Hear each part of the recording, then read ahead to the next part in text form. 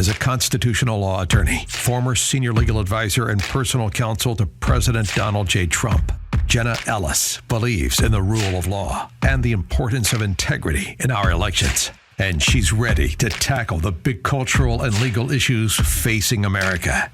This is the Jenna Ellis Show. Here is your host, Jenna Ellis. Hello, friends, and welcome to another episode of the Jenna Ellis Show. I'm Jenna Ellis, and the Speaker of the United States House of Representatives still remains vacant, with the second round of votes being even worse for Representative Jim Jordan. And I think that this is just embarrassing for Republicans. It's time to unite behind one leader, install a speaker, elect a speaker, and move on with America's business. I think it's absolutely ridiculous that the moderate Republicans will not get behind Representative Jim Jordan. So we'll still continue to monitor that. But for today, we need to focus as Americans not just on Israel and Gaza and Israel's response and also America's foreign policy and America's response, but also the rest of the world. We tend to be so myopically focused here in the United States on what's going on in America that we fail to look at the broader scope of world politics. So we're going to be talking about the European response, particularly the humanitarian crisis with the Middle East ideology that is seeking purposefully from the left to infiltrate Western civilization as we know it. This is a hugely important topic. So we'll be right back with my guest, Egg Nationalist, right after this.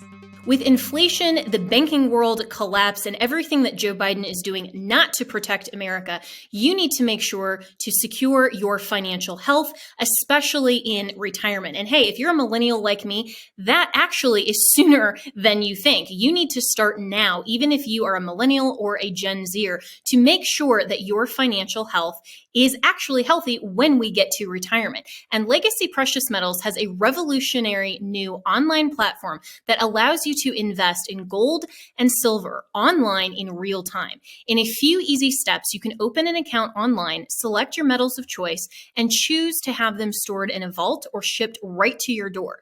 You'll have access to a dashboard where you can track your portfolio growth in real time anytime. You'll see transparent pricing on each coin and bar, and this puts you in complete control of your money. The platform is free to sign up for. Visit legacypminvestments.com and open your account and see this new investing platform for yourself. Gold hedges against inflation and against a volatile stock market.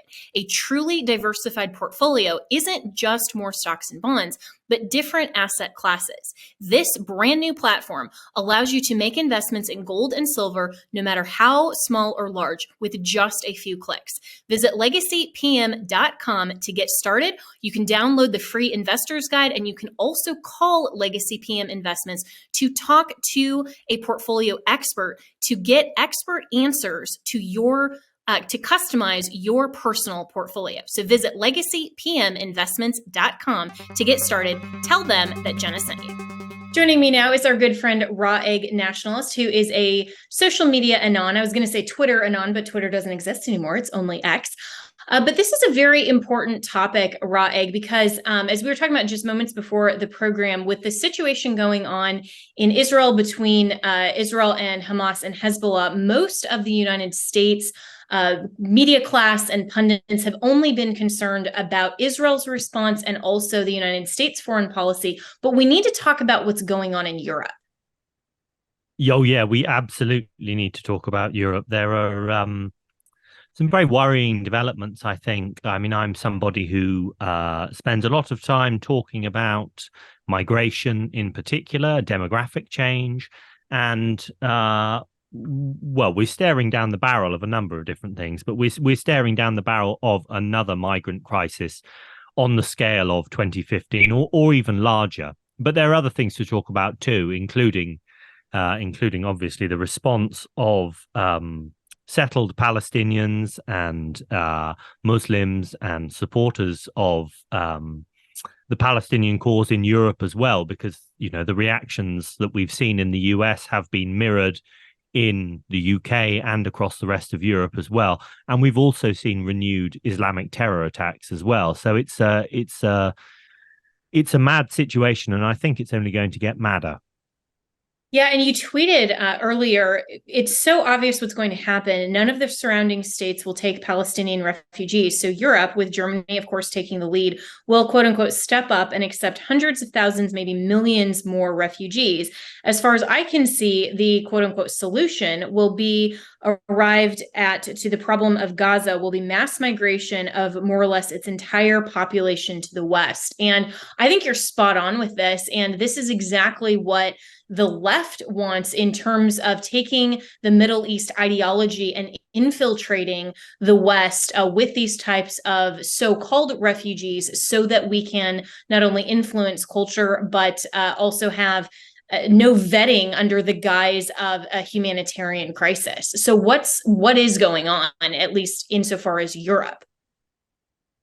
Well, it's interesting. I mean, I think we should note, of course, what Nikki Haley said yesterday or possibly the day before about the fact that the US is ready to take 1 million Palestinians if needed.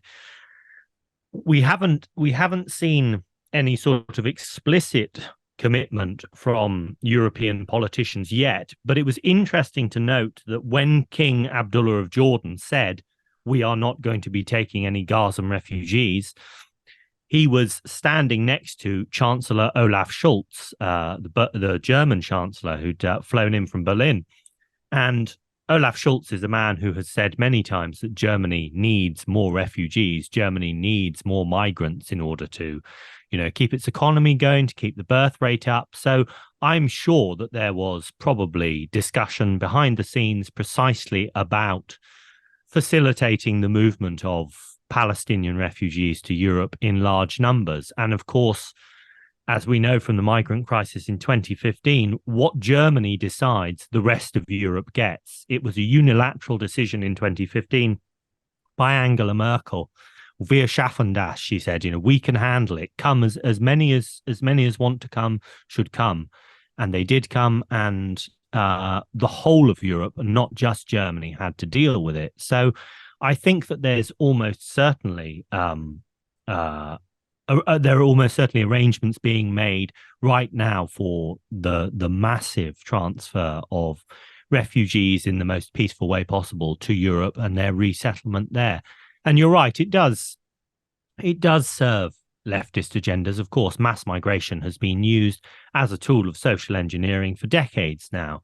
And what we've seen in the protests, the pro-Palestinian protests in the US and in Europe, are the bitter fruits of the multicultural project, of the use of mass migration as a form of social engineering, and it's woken up quite a lot of people, or it's certainly startled quite a lot of people. And I think that that's good. And we've seen, for instance, talk from Stephen Miller of legislative moves in Washington to try and prevent the resettlement of Palestinians in the US, of the kind of people who are likely to espouse the ideology of Hamas and other extremist ideologies. But who knows what is going to happen? But I certainly think that resettlement is going to be proposed as the main solution to the Israel Gaza crisis, because this conflict has been going on since the foundation of Israel. After the Second World War. It's getting worse rather than better. I think that's what we can conclude from the week's events, that the animosity hasn't lessened at all. In fact, it's probably worse. And I think that there will be a lot of people who simple-mindedly or with another agenda in mind will say, look, there's never going to be peace as long as there are Israelis and Palestinians within the same territory. And so we can't make the Israelis relocate. So, what do we do? Well, we relocate the Palestinians. And I genuinely believe that will be proposed outright as a plan soon. I do. So is this just a byproduct of the Israel and Gaza conflict, or is this, more of the maxim from the left, never let a good crisis go to waste? Or is this something that was predictable and was part of the plan maybe from some of these leftist groups all along, they were just waiting for the opportunity? Oh, I think it's a mixture of things. I mean, obviously, and I think anybody who looks at the Israel-Gaza situation can see that it is an intractable problem. It's such a mess. It's so difficult to reach any kind of satisfying conclusion with both populations still in place. I mean, you can see that there just isn't going to be an end to it as long as there are Israelis and as long as there are Palestinians, then they're going to be in conflict in the Middle East. So there's definitely that. I think that people are just trying to look hard-headedly for a solution. But then at the same time, I think it's very clear that, as you say, the left never lets a good crisis go to waste, never. And leftist leaders throughout Europe and the rest of the West, they're always looking for new sources of immigration. And I mean, one of the things that I talk about is, that I try to raise awareness about, is what is called climate migration. And this is a developing narrative about the effects of climate change. And it's being promoted very heavily now, the idea that climate change is going to make large parts of the planet uninhabitable. And so what we must do is we must move the people who live in those parts of the planet preemptively to the places that won't be affected, which would basically be the West, North America, New Zealand, Australia, Northern Europe. So the left very much has its eye on securing a constant flow of migrants to the West. And it just so happens that there are now millions of people whose lives are endangered, whose lives and livelihoods are endangered in the Middle East. And, well, of course, we can take them in the West because we've taken millions already. What difference does a few million more make?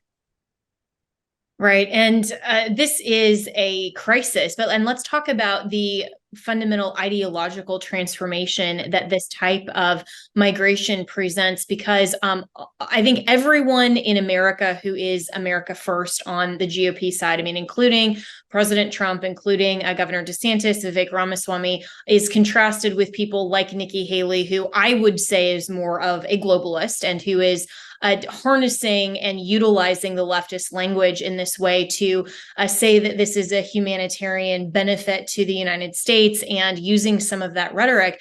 But and I would certainly fall within the America First camp to say absolutely zero refugees from Gaza should come into the United States, especially without the ability to effectively vet, but also for their own protection in some ways, because the culture is just so different and the ideology is so different.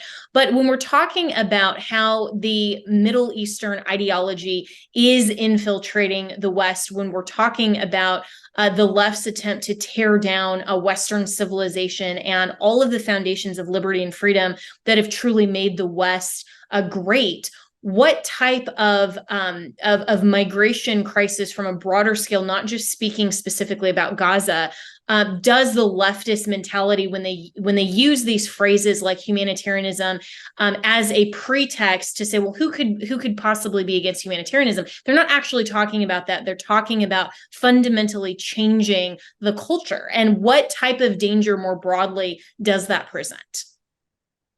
Well, it presents a number of dangers, and it is very telling to look at the response of all the neighboring states, all the neighboring Islamic states. Look, the King of Jordan doesn't want them, the Egyptians don't want them, the Syrians don't want them, and I think it's because fundamentally they are a people under arms. They are a militant population that has been radicalized by decades and decades, half a century or more of low level of low intensity and high intensity conflict with their neighbor Israel.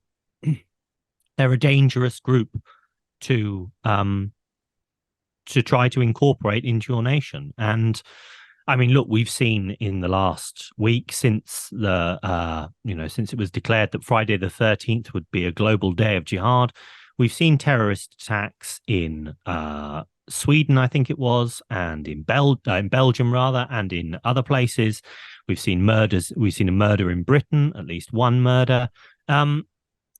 We are importing, or will be importing, and have imported people whose fundamental values are totally at odds with those of the West. And I mean, everybody knows this, and they definitely know it on the left. But of course, the values of Hamas, and this is something actually that Christopher Rufo has been talking about a lot on Twitter, and he's a very, very valuable figure on the right. He's been raising awareness of the terrible, terrible leftist rot that has been taking place in universities. But what he's done is he's very explicitly linked the kind of decolonialism, the decolonial mindset, or the decolonizing mindset, that is put forward by university professors, that is a standard part of the curriculum now in most Western universities. He's linked that specifically to the kind of ideology that Hamas also espouses.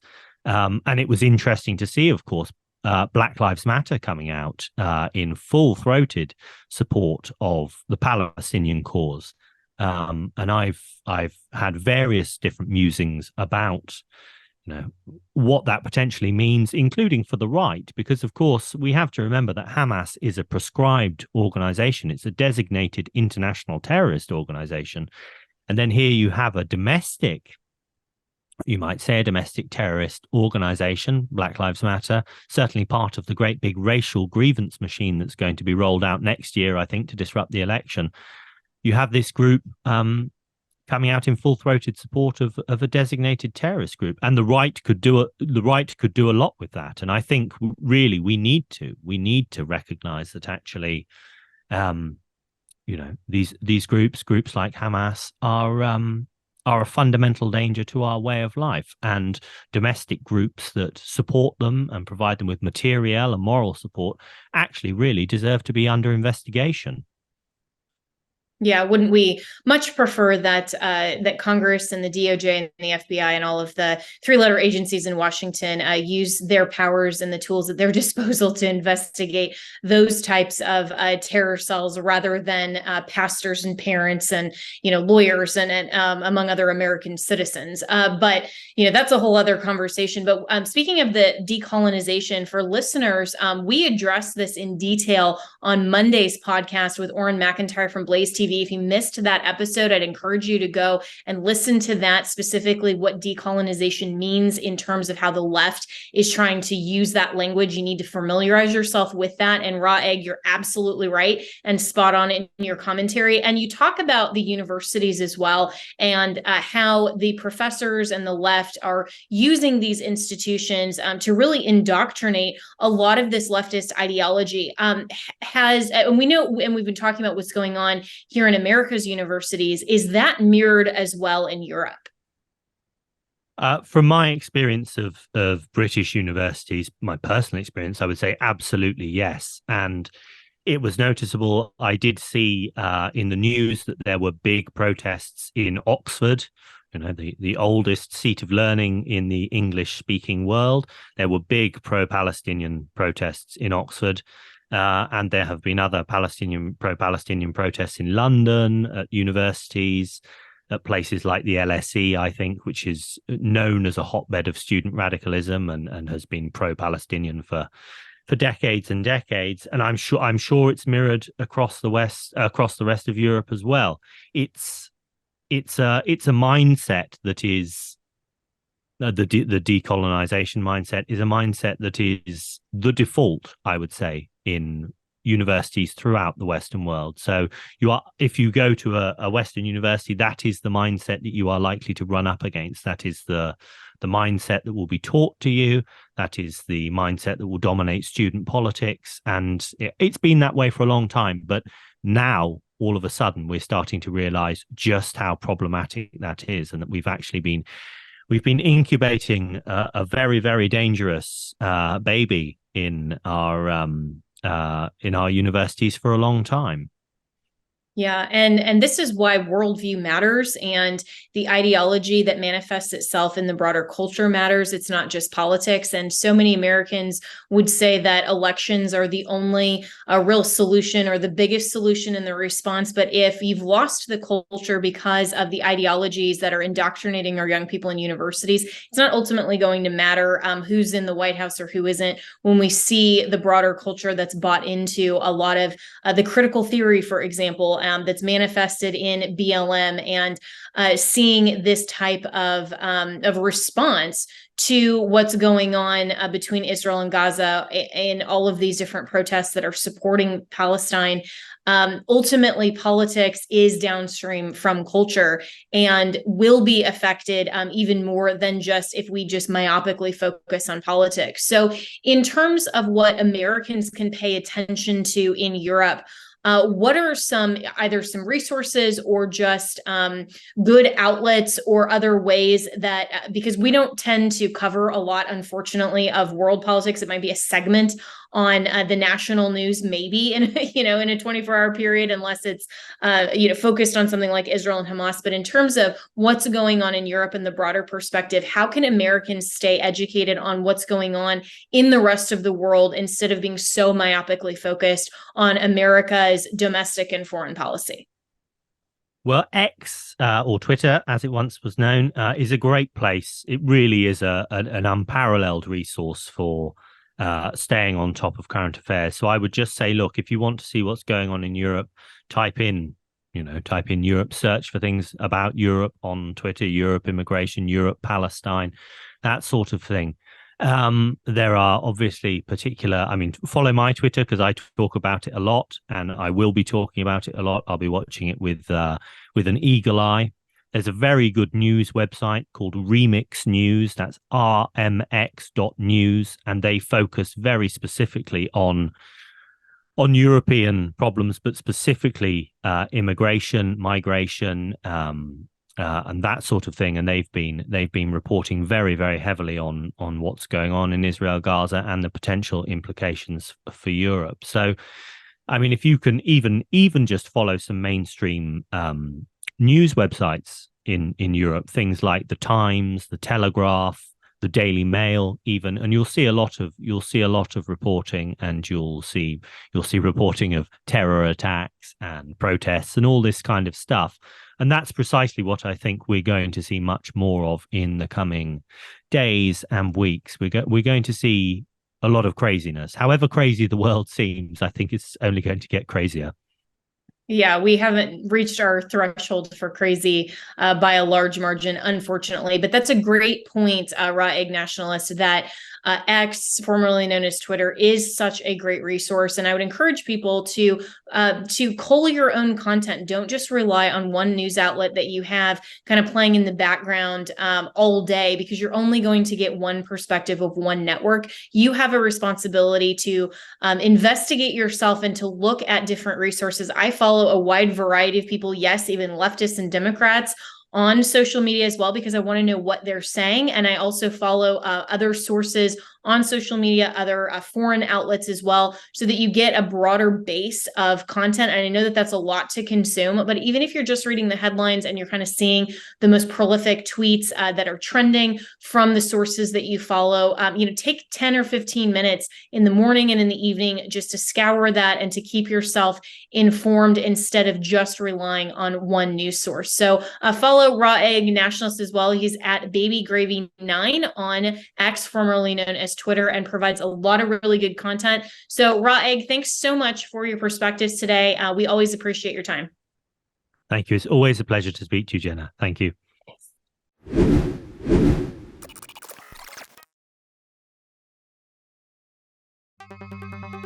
With inflation, the banking world collapse, and everything that Joe Biden is doing not to protect America, you need to make sure to secure your financial health, especially in retirement. And hey, if you're a millennial like me, that actually is sooner than you think. You need to start now, even if you are a millennial or a Gen Zer, to make sure that your financial health is actually healthy when we get to retirement. And Legacy Precious Metals has a revolutionary new online platform that allows you you to invest in gold and silver online in real time. In a few easy steps, you can open an account online, select your metals of choice, and choose to have them stored in a vault or shipped right to your door.